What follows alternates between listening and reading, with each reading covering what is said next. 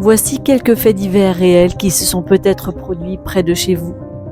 Alors, maintenant, quand vous vous baladerez en centre-ville, ou en montagne, ou dans un parc d'attractions, ou encore quand vous prendrez le train, vous ne regarderez peut-être plus votre voisin de la même manière.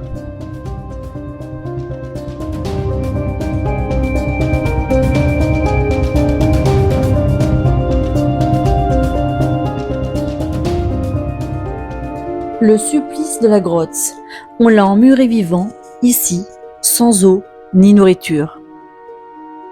Brugge, en Suisse. Sous le ciel étoilé, deux silhouettes juvéniles marchent d'un bon pas. L'une, petite et trapue, l'autre longue et chétive, un peu dégingandée. Autour d'elle, la montagne dort d'un sommeil de pierre. Nous sommes le 31 mars 2019. Il est 3 heures du matin. La respiration des deux garçons moutonne dans l'air glacé. Sans un mot, ils suivent le chemin de crête, les mollets en feu, les doigts engourdis par le froid. Quelle idée d'aller arpenter en pleine nuit les sommets du Tessin. 1745 mètres en contrebas. C'est à peine si l'on aperçoit la masse noire du lac majeur, laqué de lune. Partout, le silence et l'obscurité. Mais Pascal a insisté.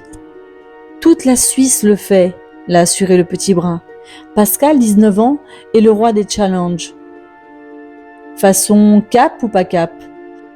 Il n'est jamais à court d'idées pour défier Jean, trop faible d'esprit pour se dérober. Tu veux venir un homme ou quoi?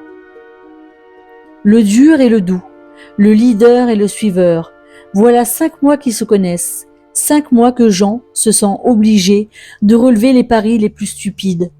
Mais il ne s'en plaint pas. Ces 5 mois, le jeune homme l'admet volontiers, ont été les plus heureux de son existence. Légèrement retardé, le grand adolescent, fluette, n'a pas eu une enfance facile. Bègue, maladivement naïf, la solitude a toujours été son unique compagnon. Jusque-là. Son premier copain, un cadeau du ciel, qu'il n'osait plus rêver. Depuis leur rencontre, ces deux-là ne se quittent plus. Vertige de l'amitié. Jean a l'impression de respirer. Un air neuf, comme celui des montagnes où ce soir il se retrouve à crapahuter. De part et d'autre du sentier, juste derrière un mince rideau de végétation, la falaise tombe à pic. Les yeux rivés sur leur ligne étroite, les marcheurs défient l'abîme. Jean en tête. Quand soudain, une pression dans son dos le fait trébucher.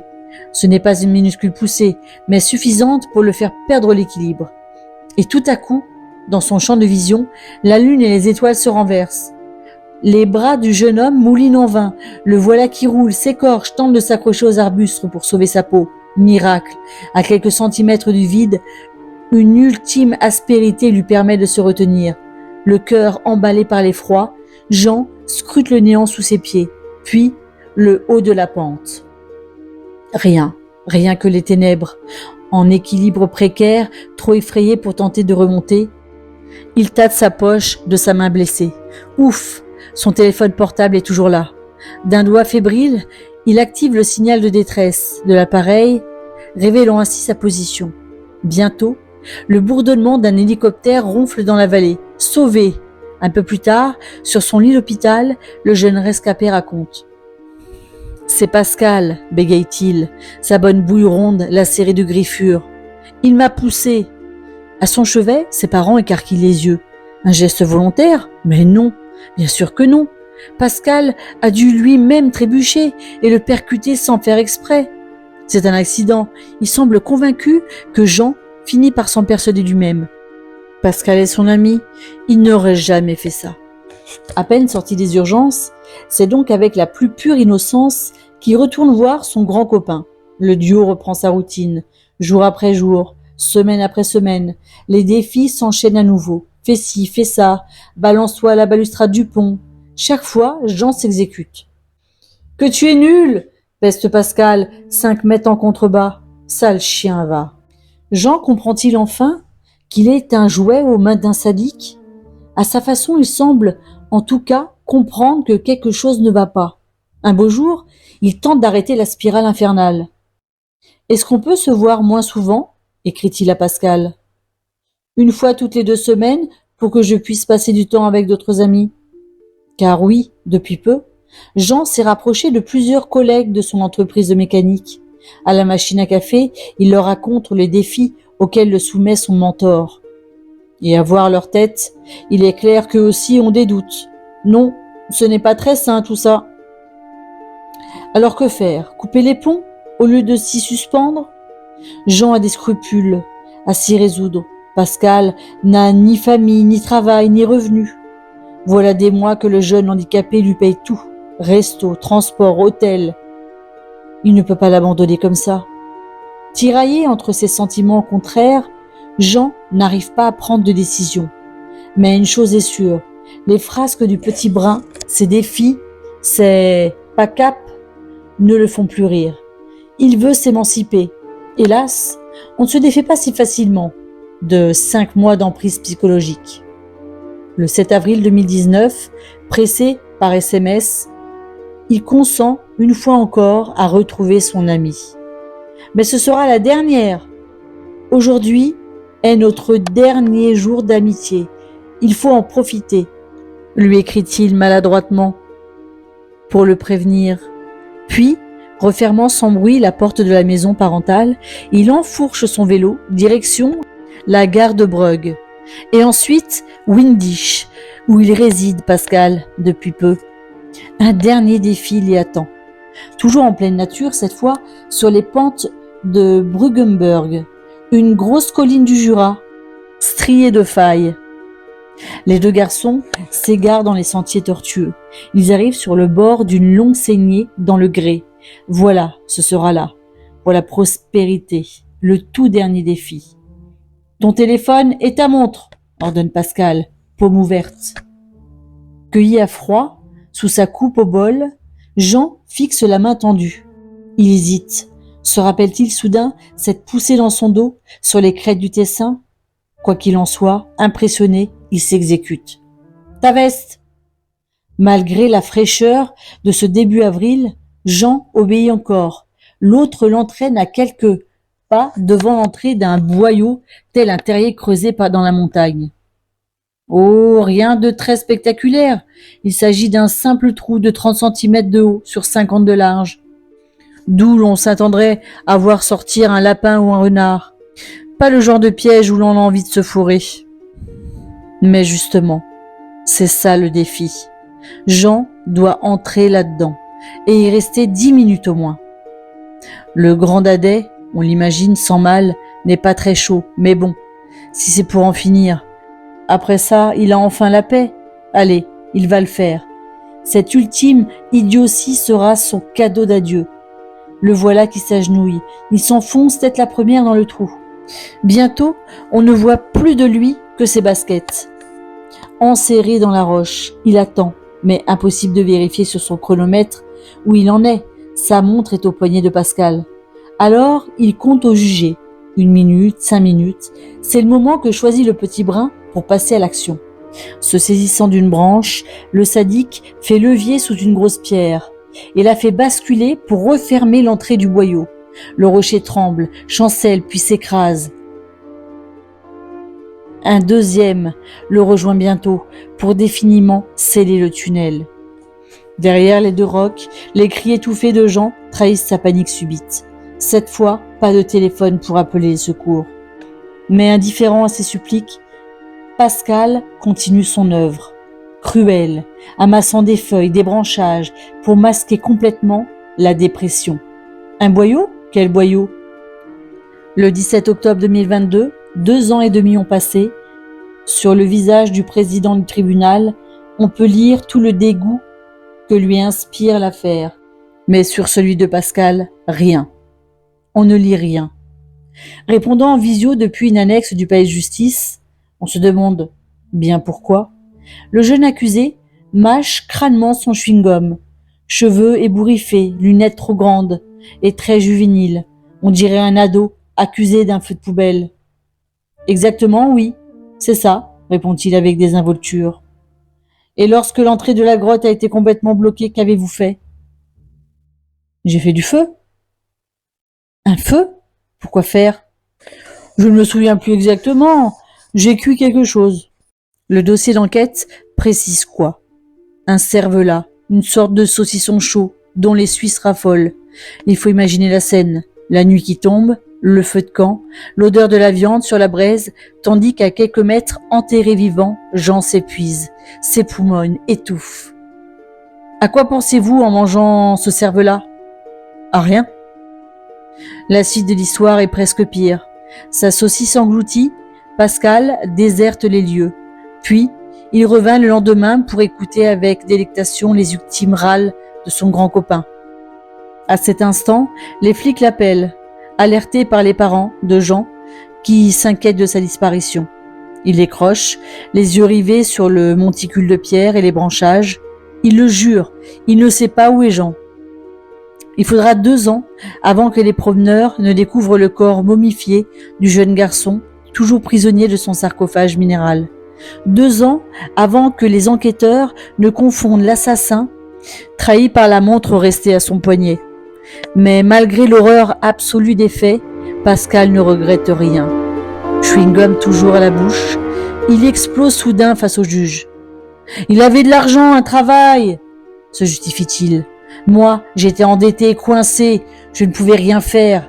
Il n'y avait pas de raison que je sois tout le temps dans la merde, et pas lui. » Sur le banc des jurés, un frisson passe. Assis au premier rang du public, les parents de Jean baissent la tête sans rien dire. On savait Pascal idiot. On le savait violent. En détention, il a agressé un codétenu au couteau de pain. On les découvre pire qu'indécents. Jeudi 20 octobre 2022, le tribunal de canton d'Argovie l'a condamné à 19 ans et 2 mois de réclusion criminelle. Assez probablement pour qu'il puisse se faire en détention des amis de son niveau. Le 4 novembre 2022, une semaine après la découverte de son corps dans le bois près de Bénat, en Corrèze, Justine Vérac a été inhumée. Si l'enquête a grandement avancé depuis le soir de sa disparition, le 22 octobre, de nombreuses zones d'ombre restent à éclaircir pour comprendre l'enchaînement des faits qui ont conduit à son meurtre sauvage. Lucas Larrivé, l'assassin présumé, n'en a livré qu'une version partielle et vraisemblablement mensongère. Faisons le point sur les éléments connus de ce drame déchirant. Lucas Larrivé, un garçon hargneux, bagarreur et souvent bourré. Les enquêteurs ont découvert de nombreux éléments sur Lucas Larrivé. Au fil des témoignages se dessine le portrait d'un garçon hautain et égoïste, indifférent au sort des autres, y compris celui de ses proches. Un témoin raconte qu'à l'école, son petit frère s'était fait harceler et tabasser, mais que lui n'a pas bougé le petit doigt, comme si cela ne le touchait pas. Au club de foot à Bénat, où Lucas a joué pendant des années, il laisse un souvenir d'un garçon hargneux et bagarreur qui n'admet pas la défaite et collectionne les cartons rouges. Souvent, ses coéquipiers l'ont vu se comporter comme un imbécile sur le terrain, comme en dehors. Il conduisait souvent bourré et toujours vite, expliquait l'un d'eux. Il a plié plusieurs voitures avant d'avoir sa Golf. Mais celui qui en garde le plus mauvais souvenir, c'est peut-être son ancien employeur. Durant l'année scolaire 2019-2020, Lucas Larrivé fait un stage chez cet exploitant agricole. Une vraie catastrophe. Ni intéressé, ni motivé, l'adolescent passe ses journées à pianoter sur son smartphone, sans jamais faire ce qu'on lui demande. Aussi, lors d'un point d'étape de sa formation, réunissant ses 3 employeurs, dont son père, également exploitant agricole, et un référent scolaire, le patron lui balance ses 4 vérités, devant tout le monde. Lucas encaisse les remontrances sans broncher, mais à l'intérieur il bouillonne. 48 heures plus tard, dans la nuit, du 1er au 2 août 2020, un incendie ravage le hangar principal de l'exploitant, à la toiture équipée de coûteux panneaux solaires. Les dégâts sont considérables. L'enquête conclut rapidement un acte criminel. Lucas Larrivé est interpellé en décembre 2020. Malgré ses dénégations, il est incarcéré. Tout le monde semble limpide. Il a tout simplement voulu se venger. Libéré au bout de quelques mois et placé sous bracelet électronique, il parvient à décrocher son brevet professionnel de responsable d'exploitation agricole à l'été 2021. À la même époque, il se sépare de sa petite amie, Anna, qu'il trouve sans caractère et pas assez ambitieuse. L'agression mortelle de Justine était-elle préméditée? Lucas l'arrivée a-t-il tendu un piège à Justine ce fameux soir du 22 octobre? C'est une des questions centrales auxquelles devrait répondre l'enquête. Cette nuit-là, on s'en souvient, il est environ 3h30, à la discothèque La Charrette de Brive, lorsque Justine est soudain prise d'un étrange malaise. La jeune femme confie à son copain Théo qu'elle vient de boire une coupe et que le champagne avait un goût bizarre. Théo l'accompagne prendre l'air à l'extérieur. Justine vomit. « Je suis sûre qu'on a mis un truc dans mon verre », répète-t-elle. C'est à cet instant-là que Lucas déboule et propose à Théo de prendre le relais pour veiller sur elle. Le jeune homme hésite et envoie un texto à une copine pour vérifier que Justine connaît bien ce type. Oui, elle le connaît. Ils se suivent mutuellement sur Instagram et se sont déjà côtoyés dans plusieurs soirées. Rassuré, Théo accepte la proposition et retourne à l'intérieur de la boîte. Erreur fatale. Lucas l'arrivée a-t-il lui-même versé quelque chose dans le verre de Justine avant de l'attendre dehors? S'agissait-il d'un piège? Sur le papier, ça y ressemble. Un témoin se rappelle l'avoir vu offrir une coupe de champagne à la jolie brune. Mais il sera sans doute difficile de démontrer l'empoisonnement. Le GHB, la fameuse drogue du violeur, ne reste dans l'organisme que quelques heures, 12 heures au plus. Il n'est pas dit que les analyses toxicologiques réalisées sur le corps de Justine permettent d'en révéler la trace. Les odieux SMS du meurtrier présumé. 40 minutes après avoir laissé Justine, Théo ressort de la boîte de nuit pour voir si son ami va mieux. Sur le parking, plus personne. Il essaye d'appeler Lucas, dont il a pris soin de noter le numéro, pas de réponse. C'est finalement à 5 heures que ce dernier lui répond d'un SMS laconique. Je suis rentré chez moi, j'ai laissé Justine dans la voiture, elle allait mieux. Puis il ajoute « Je suis en train de faire des choses avec une fille ». Une précision fanfaronne qui donne aujourd'hui la nausée. À cet instant précis, il est probablement en train d'effacer les traces après avoir violé et étranglé sa proie. À 5h10, 5h23 et 5h28, Théo relance Lucas en lui demandant son adresse. Ce dernier finit par répondre à 5h35. « J'ai autre chose à faire qu'à penser à ta pote bourrée », l'envoie-t-il balader. Puis, à 6h17, il tente d'orienter Théo vers une fausse piste. Justine, prétend-il, vient de lui écrire. Elle serait avec un certain Noé. Encore une manœuvre qui donne envie de vomir. Au moment même, Lucas était probablement en train de se débarrasser du corps. Juste après le meurtre, un rencard.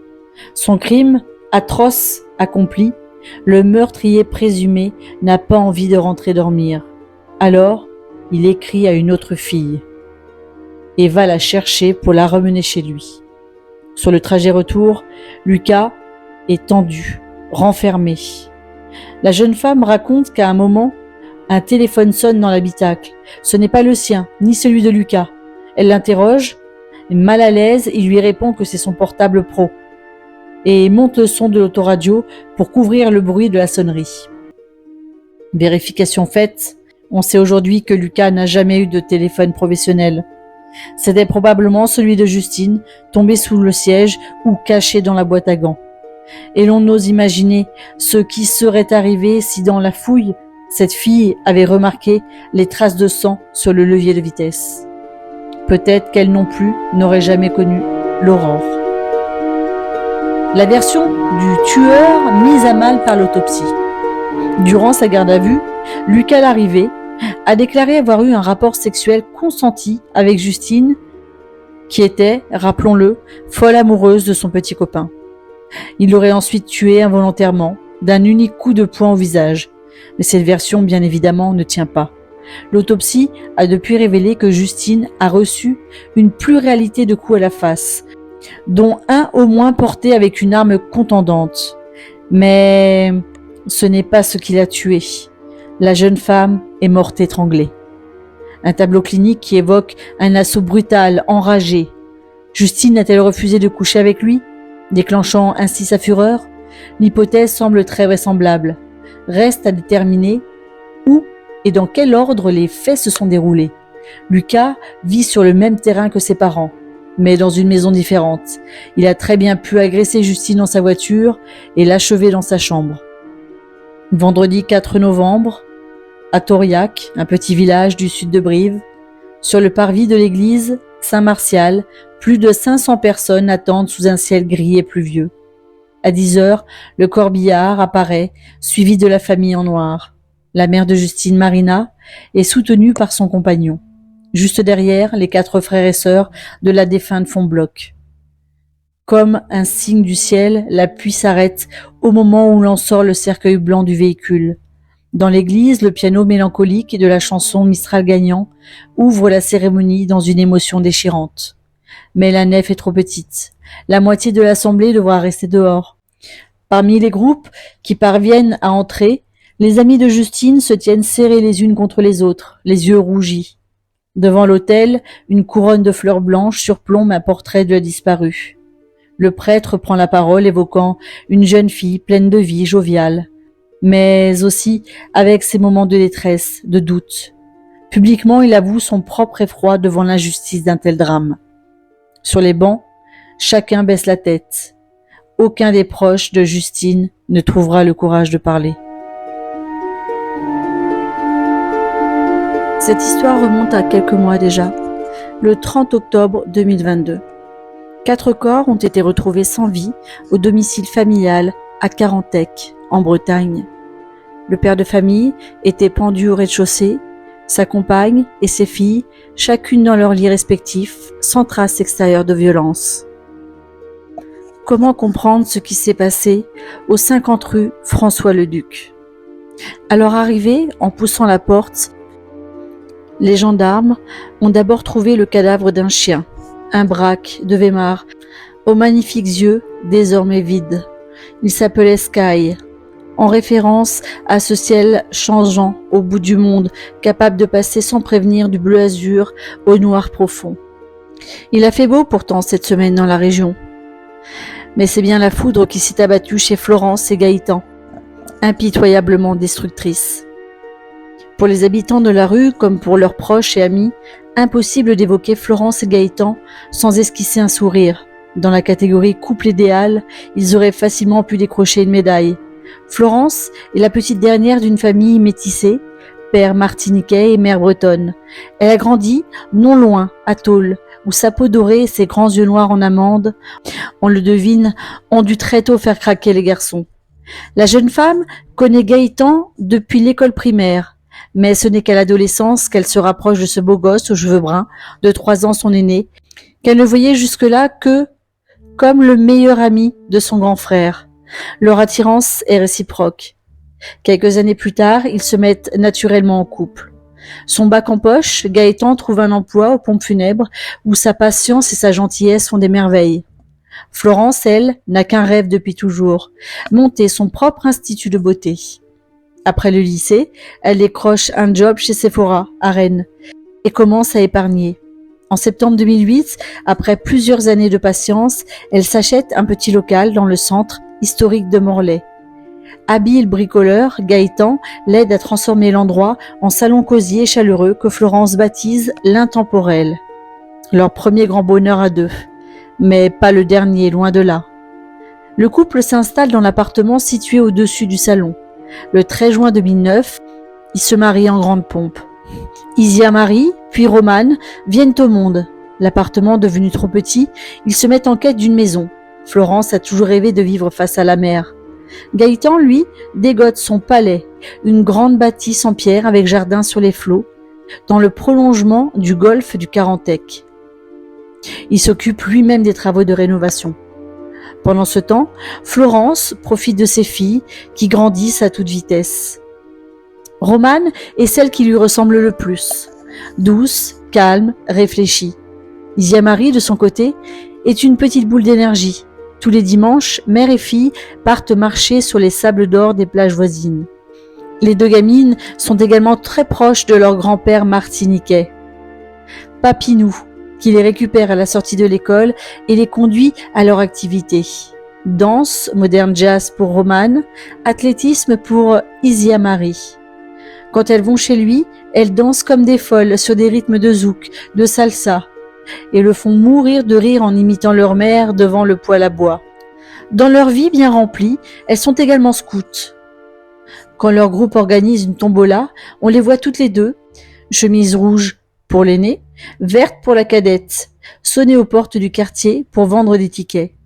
Devant leur bouille rieuse, pas un habitant ne résiste. Ces années sont celles du bonheur pour les Uriens.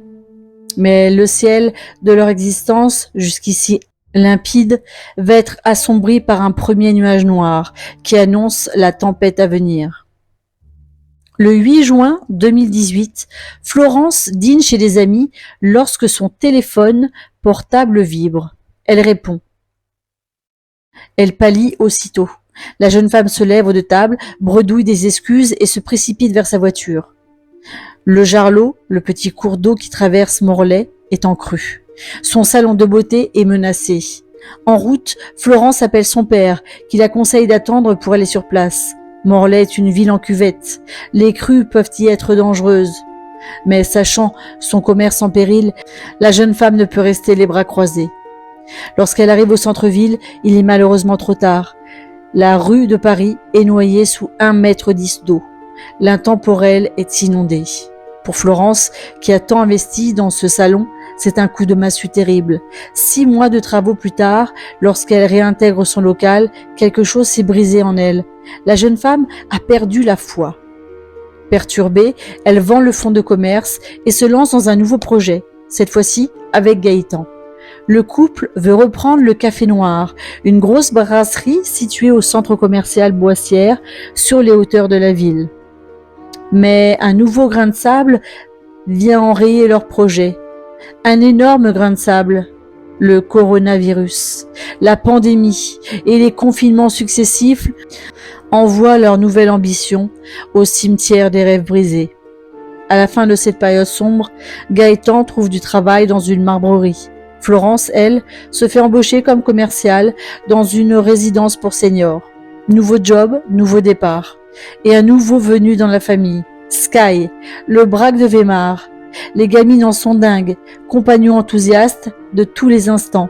Le chiot apporte un vent de gaieté dans la maison. C'est mieux que bienvenu, car depuis quelque temps, avec l'accumulation des difficultés, l'entente est moins bonne entre Florence et Gaëtan, beaucoup moins bonne. Toujours tournée vers l'avenir, Florence décide de faire bâtir une deuxième maison au bas du terrain. Gaëtan l'aide en dessinant les plans. Mais le couple n'obtient pas son permis de construire officiellement pour un problème d'évacuation des eaux usées. Florence le vit mal. Dans l'entourage des Uriens, tout le monde voit bien que la mère de famille paraît plus renfermée, plus triste. Autrefois si apprêtée, elle ne prend même plus la peine de se maquiller. Gaëtan, lui, donne le change avec son hyperactivité coutumière. Mais même un as du bricolage comme lui reste impuissant à réparer son couple. Florence rêve toujours de cette deuxième maison. Lui s'égare dans des lubies plus personnelles. L'achat d'un bateau, puis d'un nouveau terrain à l'été 2022. Florence ne le supporte pas. Le 8 octobre, elle annonce à son mari son intention de divorcer.